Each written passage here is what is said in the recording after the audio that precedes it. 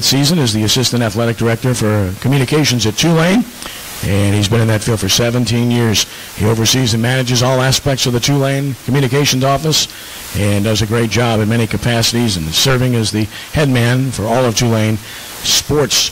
Please give a warm quarterback club welcome to Roger Dunaway of Tulane University. Roger.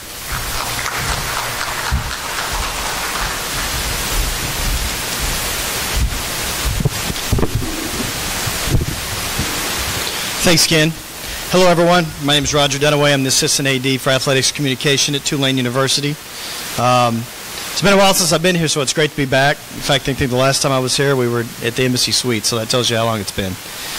Before we get started, I want to do something a little different today. I want to recognize someone that's in this room. He's someone we all know. He's someone that's been around the New Orleans community all his life.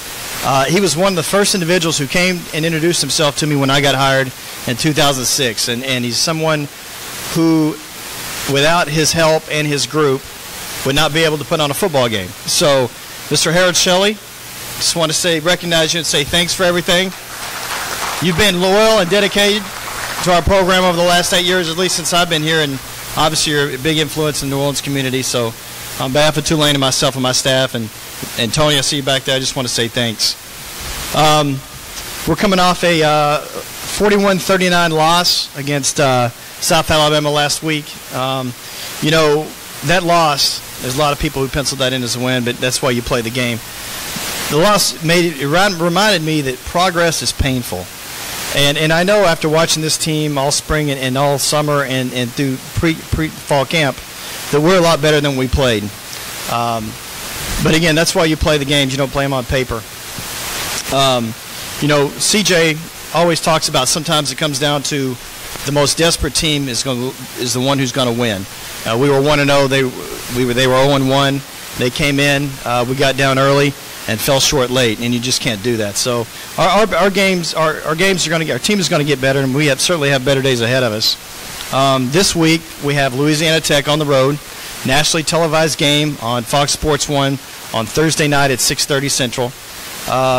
We haven't played La Tech since the final regular season home game of 1998. It was the last games on Thanksgiving Day in the Dome. It was a win. It was our 11th win of that magical season, and that was the last time we played them. We've never played La Tech at La Tech, so this will be a first. However, as many of you remember, in 2005, our whole program was evacuated and spent the semester in Ruston because of Hurricane Katrina. So there's some familiarity there, but this will be the first time we've actually played them. We played UTEP there in 2005, but never La Tech. So there'll be some memories for some people going back there and just seeing Ruston again for the first time in 8 years. La Tech's 1-1. We're also 1-1. This is a big game for us because this is the first game of a 3-game road stretch. So I think this is a big character game for Tulane. After we play La Tech, we play at Syracuse next week, and then we have at Louisiana Monroe, which is a very good team, on 2 weeks from that Saturday. So we'll find out a lot about ourselves. La Tech has some very good skilled players. They're both offensive and defensive lines are very good. So we're going to have a battle in the trenches. Skip Holtz is our head coach. He's in his first year. He was at South Florida previously, but then we've known Skip for a long time because he was at East Carolina for several years, and we had some good battles with his teams. As for us, we have a lot of really good things going for us despite last week's result. Through 2 games, we forced 9 turnovers, 6 interceptions by 6 different players. Our defense is making some plays at times. Our offense, we've scored more points in the first 2 games this year than we have since 1998. That really speaks a lot as far as our offense in the last couple of years has really struggled at times, but we're off to a good start. Individually, we have a senior kicker who was a Lou Groves Award winner last year, consensus first-team All-American. He leads the nation in made field goals. One of our senior receivers, Ryan Grant's a Blitnikoff Award candidate. Last week he had 14 catches for 187 yards and 2 touchdowns. He leads the league in receptions and receiving yards per game, which also ranks top 10 nationally. And then Nick Montana, our held quarterback, who is the son of Joe Montana. He's off to a great start. He's really managing our offense well.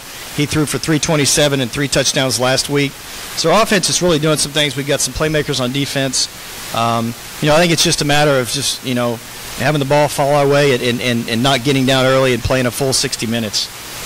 We have 10 games left, so there's a lot of football to be played. Finally, I don't know if you guys saw it, but Devin Walker, a young man from Destrehan who was injured in our second game a year ago, was a featured story on ESPN Game Day this last week. If you didn't see it, it's a great story about a great young man. It's available on our website, TulaneGreenWave.com. Take 5 minutes, and if you're having a bad day or a down day, it'll change you quickly. And with that, I'll take any questions.